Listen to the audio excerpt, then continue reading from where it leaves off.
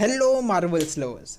आज मैं इस वीडियो में आपको बताने वाला हूँ कि व्हाट इफ के 7th एपिसोड में मतलब एंडिंग में क्या हुआ।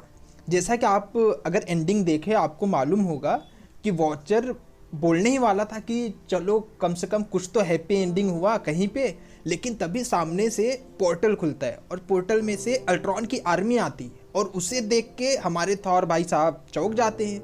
लेकिन ये तो ठीक है, थॉर को तो चौंकना ही चाहिए था, लेकिन मुझे एक दिक्कत तब हुई जब हमारे वॉचर जी चौंक गए। और वॉचर जी चौंक गए मतलब उनका काम ही है देखना, लेकिन तब भी अगर वो देख के चौंक गए हैं तो इसका मतलब कुछ ना कुछ तो गड़बड़ है।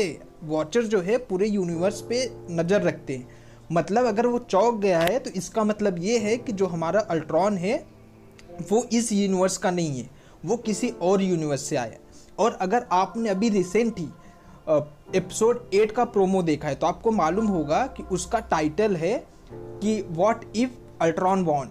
इसका मतलब ये है कि जो हमने एज ऑफ अल्ट्रॉन में देखा है उसमें जो हमारा अल्ट्रॉन था उसने विजन को बनाया था कि वो एक ऐसा बॉडी चाहता था जिससे कोई मतलब उसको ख़राब ना कर सके, इसलिए उसने वाइब्रेनियम का बॉडी बनाया था। तो इसका मेन मकसद यही था कि अगर वो टाइटल यही है कि अगर अल्ट्रॉन वो बॉडी को कब्जा कर लेता है और उसे अपने वश में कर लेता है तो क्या कर सकता है।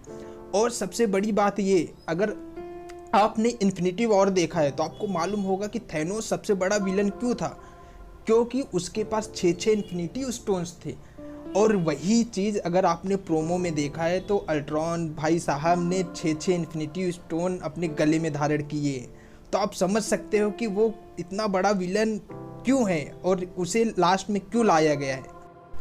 जैसे कि हम सभी को मालूम है कि जो व्हाट इफ का लास्ट एपिसोड है वो एपिसोड नंबर 8 है। तो इसमें एपिसोड नंबर 1 से लेके एपिसोड नंबर 7 के सभी हीरोज़ आने वाले हैं और वो अल्ट्रॉन का सामना करने वाले हैं। तो एपिसोड नंबर 8 जैसे ही आता है मैं उसको हिंदी में ब्रेक डाउन करके आपको एक्सप्लेन कर दूँगा। और अगर आप उसे जल्दी से जल्दी चाहते हैं तो आप मेरे चैनल को सब्सक्राइब कर लीजिए। धन्यवाद।